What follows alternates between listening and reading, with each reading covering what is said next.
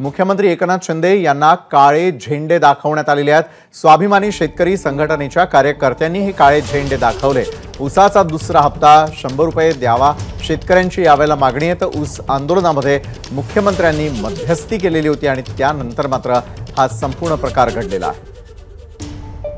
कोल्हापुरातून breaking news. मुख्यमंत्री एकनाथ शिंदे यांना काळे झेंडे दाखवण्यात आलेले आहेत।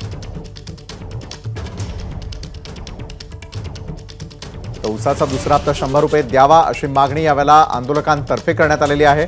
मुख्यमंत्री एकनाथ शिंदे यांना कोल्हापुरामध्ये काळे झेंडे दाखवण्यात आल्याचा प्रकार घडलेला आहे। स्वाभिमानी शेतकरी संघटनेच्या कार्यकर्त्यांनी कशा प्रकारे काळे झेंडे दाखवलेले आहेत, त्यांच्या ताफ्यासमोर उभं राहून हे काळे झेंडे दाखवण्यात आलेले आहेत।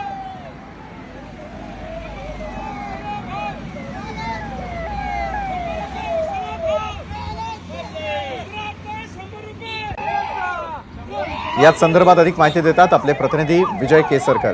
विजय, मुख्यमंत्री एकनाथ शिंदे यांना काळे झेंडे दाखवणारे आपण स्वाभिमानीचे शेतकरी आणि कार्यकर्ते यावेळेला पाहतोय, काय नेमकं घडलं?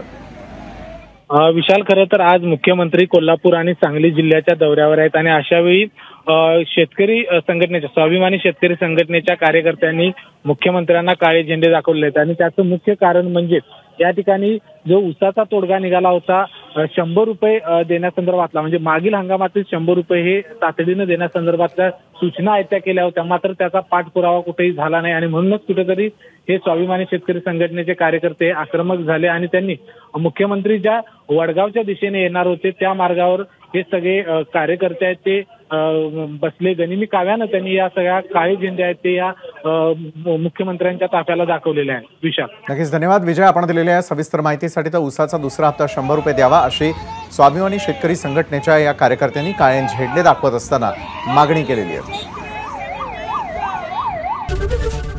एबीपी माझा, उघडा डोळे बघा नीट।